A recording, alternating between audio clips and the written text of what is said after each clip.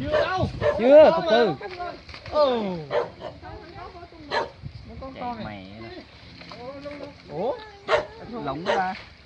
Đâu ra hết vậy? Đâu có con nào đó.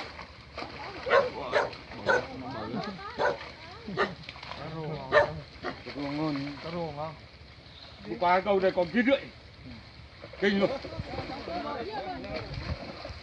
Nhìn chưa? Đúng trúng. Cà rô tên kia ngon hơn. Rồi. Cho máu ra này.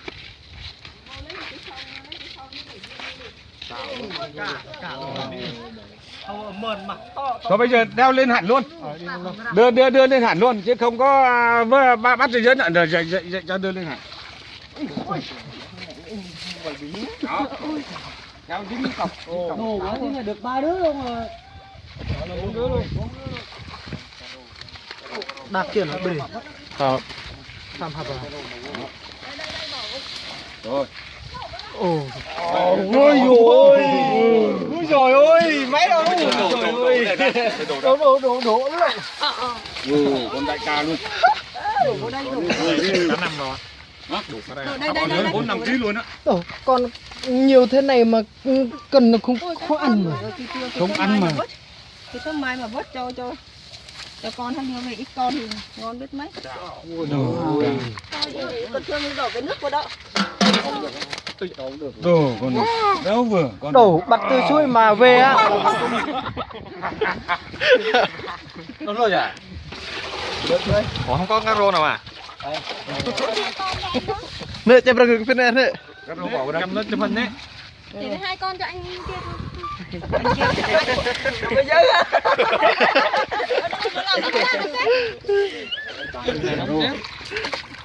Chú nhỏ bỏ xuống ạ.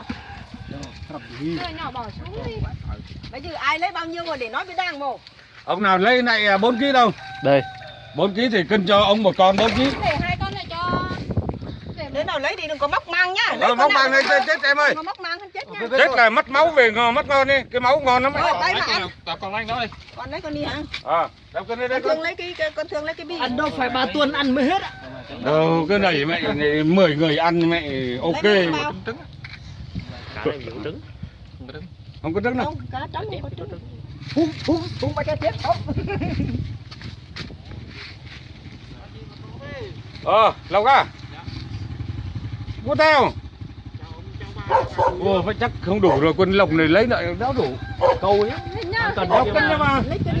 Bố bỏ cái bao cho thằng Sơn nhé này. Này, cân này. Lấy vô nó chết không? Hả? Bỏ trứng nước vào. Cân xong bỏ nước. Mời về mà ăn luôn mà. Để vào nửa trứng nó mới chết chứ. Nuôi sao? Đồ